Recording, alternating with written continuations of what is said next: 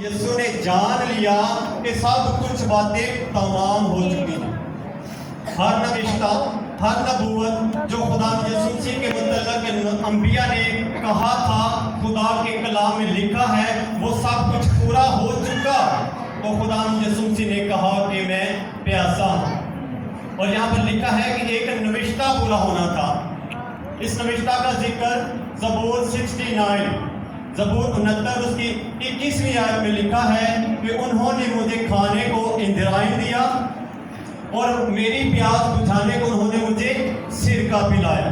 جب ہم اس حوالہ کو تھوڑا سا آگے پڑھتے ہیں تو جب خدا یسوع مسیح نے کہا کہ میں پیاسا ہوں تو وہاں پر سرکہ پڑا ہوا تھا جسے سپاہیوں نے سفنج میں ڈبو کر اس کے منہ سے لگایا اور خدا یسوع مسیح نے اس کو پیا.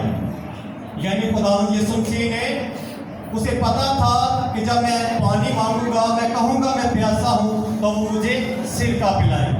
یہ ہے خداوند کا طے شدہ منصوبہ اور اس کی ہر ایک کڑی خدا یسوع مسیح سے جڑی ہوئی تھی.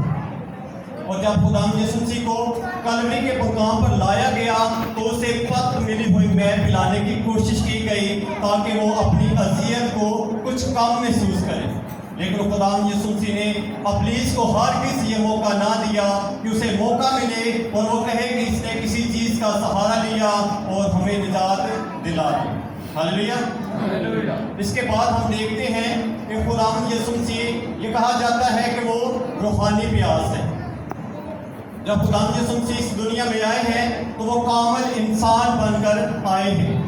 خدا یسوع مسیح ایک مکمل انسان بن کر اس دنیا میں آئے اور جب ان کو پکڑوایا گیا گتسمنی کے باغ سے اور کوہ کلوری پر جب لے کر لے جایا گیا ہے تو اس کے خون اور پسینے کا بہہ جانا اس کی جسمانی کمزوری کو ظاہر کرتا ہے. وہ ایک کامل انسان بن کر دنیا میں آئے اور جب اس کا خون اور پسینہ بہہ گیا تو اس کے جسم میں اتنی سخت نہیں تھی، اتنی طاقت نہیں تھی کہ وہ مزید باتیں کر سکے. تو اس نے کہا کہ میں پیاسا ہوں اور سپاہیوں نے اسے سرکہ پلایا اور جب اس نے پیا تو اس نے اگلا جو کلمہ ہے وہ فتح مندی کا بیان کیا. اب کہا جاتا ہے کہ خدا یسوع مسیح ہمارے روحوں کے لیے یہ کلمہ بولتے ہیں.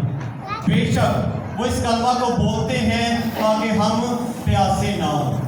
وہ پیاسا ہوا تاکہ ہم پیاسے نہ ہوں. اس نے وہ دکھ برداشت کیے تاکہ ہم گناہ میں پڑ کر، ابلیس کے شکنجے میں پڑ کر ہمیشہ کے دکھ میں نہ پڑیں. وہ پیاسا ہوا تاکہ ہم کو نجات دے. وہ پیاسا ہوا تاکہ ہمیں مخلصی دے اور وہ پیاسا ہوا تاکہ ہماری روحیں پیاسی نہ ہوں. خدا اس کلام کے وسیلہ سے ہم سب کو بڑی